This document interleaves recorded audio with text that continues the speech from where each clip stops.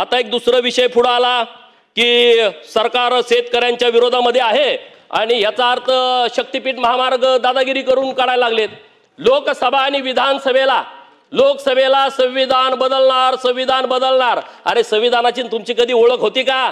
मला आनंद त्या गोष्टीचा झाला जे अत्यंत जातीवाद करणारी महाराष्ट्रातली लोक हातामध्ये संविधान घेऊन सभेमध्ये बोलत होती, याचा मला सर्वस्वी मनापासून आनंद झाला। हे कधी बाबासाहेबांना पण मानत नव्हते आणि हे कधी संविधानाला पण मानत नव्हते। ह्यांना फक्त पद पाहिजेत, ह्यांना मंत्री पद पाहिजेत, ह्यांना नुसती मजा मारायला पाहिजे। लोकांच्या वरती अन्याय करण्याची शरमजाई भूमिका ह्यांची पहिल्यापासूनची आहे आणि संविधान धोक्यात आहे। अरे संविधान धोक्यात नाही, तुम्ही धोक्यात होता, तुम्ही सगळ्या लोकांना फसवलं।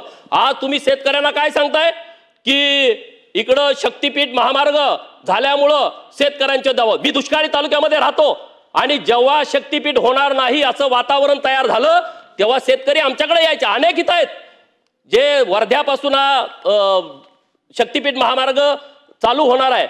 वर्धा आहे, यवतमाळ आहे, हिंगोली आहे, नांदेड आहे, नंतर परभणी आहे, लातूर आहे, बीड आहे, धाराशिव आहे, सोलापूर आहे, सांगली आहे, कोल्हापूर आहे आणि इकडे सिंधुदुर्ग आहे।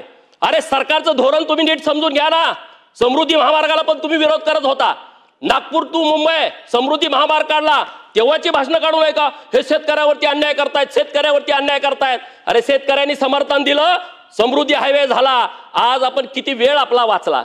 आज मुंबई टू गोवा आणि नंतर वर्धा टू नागपूर हा त्रिकोण विकासाचा करायचा सरकार जर विचार करत असेल तर विरोधकांना माझी विनंती आहे, अरे शेतकऱ्यांना जर काही अडचणी असतील तर आपण सोडवू ना।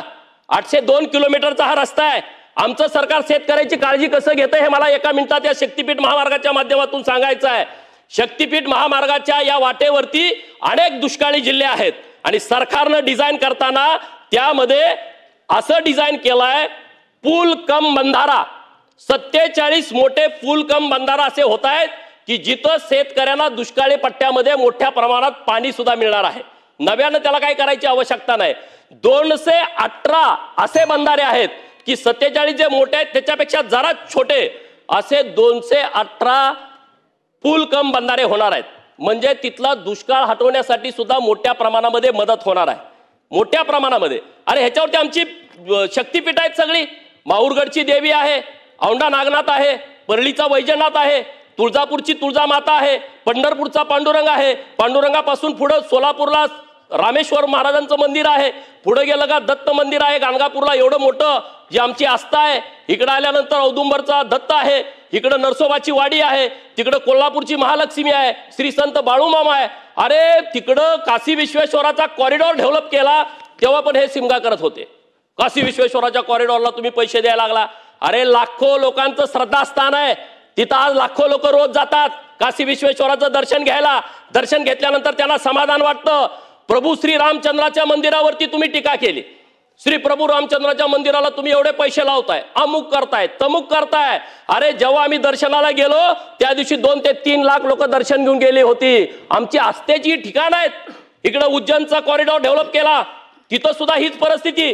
पंढरपूरचा पांडुरंग हे आमच्या गरीबाचं दैवत आहे। 18 पगड जातीचं 12 बलुतेदाराचं या देशातल्या रंजल्या गांजलेल्यांचं आराध्य दैवत आहे आणि पंढरपूरच्या पांडुरंगाचा कॉरिडॉर डेव्हलप करण्याचं काम माननीय देवभाऊंच्या सरकारनं हातामध्ये घेतलाय। विरोधकांनी किती जरी आदळापट केली तर पंढरपूरचा पांडुरंग बघतोय तो 100% आशीर्वाद आमच्या सरकारला देईल आणि गोरगरीब शेतकऱ्याच्या बाजूने निर्णय घेण्याची क्षमता आमच्या सरकारला देईल। अरे आमची मंदिरं जेव्हा डेव्हलप होतात तेव्हा तुम्हाला वाईट वाटतं, तेव्हा तुमच्या पोटामध्ये पोटसूळ उठतो। माझं 1 मिनिटामध्ये म्हणणं ऐकून घ्या। या जर शक्तीपीठ महामार्ग तयार झाला तर आमच्या या भाविकांना सहज जाणं सोपं आहे। मी आता या सभागृहामध्ये बोलतोय, मी जेव्हा शाळेला होतो तेव्हा आमच्याकडं परळ खरसुंडी नावाची गाडी यायची। आमच्याकडची सगळी लोक मुंबईत कामाला आहेत आणि इथून जर संध्याकाळी 6 वाजता गाडी निघाली आणि त्या घाटात कुठं ट्रॅफिक लागलं तर ती 48 तासानंतर आमच्या गावाकडे पोहोचायची। जर माननीय मनोहर जोशी साहेब आणि गोपीनाथ मुंडे साहेबांच्या नेतृत्वात नितीन गडकरी साहेबांनी मुंबई पुणे एक्सप्रेस हायवे केला नसता तर आज गोपीचंद पडळकर माझ्या घरातून निघाल्यानंतर 5 तासाच्या आतमध्ये विधान भवनात पोहोचला नसता। माझी वेळ वाचली, माझा पैसा वाचला। अरे वेळ कुठून येणार आहे? वेळेची किंमत कोण ठरवणार आहे? 8 तासामध्ये जो 18 तास प्रवास होणार आहे वर्धा टू नागपूर, तो वर्धा टू सिंधुदुर्ग तो 8 तासामध्ये होणार आहे. अरे या विरोधकांच्या डोक्यात पांडुरंगा जरा प्रकाश पडू दे. आता काही निवडणुका जवळ नाहीत, उगाच चुकीच्या पद्धतीनं हा शेतकऱ्याला दर देण्याचा विषय असेल, तुम्ही सरकारशी नक्की बोला, शेतकऱ्याच्या बाजूने नक्की बोला. सरकार तर 100% शेतकऱ्यांच्या बाजूने आहे. सरकार जोर जबरदस्ती करणारं सरकार नाही आहे, सरकार न्याय देणारं सरकार आहे. कोल्हापूर जिल्ह्यामध्ये मोठ्या प्रमाणामध्ये विरोध झाला या गोष्टीला लोकसभा आणि विधानसभेच्या वेळेस. त्यामध्ये शिरोळ आहे, हातकणंगले आहे, करवीर आहे, कागल आहे, भुदरगड आहे आणि आजरा 6 तालुके आहेत. जवळपास 67 किलोमीटर रस्ता त्या भागातून जातो आणि ती लोक देवाभावना मला भेटायचं आहे. मी म्हटलं की असायची लोक भेटणार आहेत. कोल्हापूरच्या एअरपोर्टवरती रात्री 11 वाजता 350 लोक मुख्यमंत्री महोदयांना भेटायला आली होती आणि त्या लोकांचं म्हणणं असं होतं की आम्हाला शक्तीपीठ महामार्ग पाहिजे. मुख्यमंत्री महोदय म्हणाले अरे शक्तीपीठ महामार्गाला विरोध आहे. तर ते शेतकऱ्यांचं म्हणणं असं होतं की आम्ही या महामार्गामधले बाधित शेतकरी आहोत. मग मुख्यमंत्री महोदय म्हणे विरोध कोण करताय?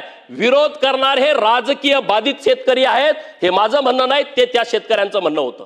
रस्ता होण्याच्या बाबतीमध्ये आज जगामध्ये आपण 5 नंबरला आहोत. आपल्या केंद्र सरकारचं धोरण आहे की आपल्याला 3 नंबरला यायचं आहे. सगळ्या सुविधा द्यायच्या आहेत.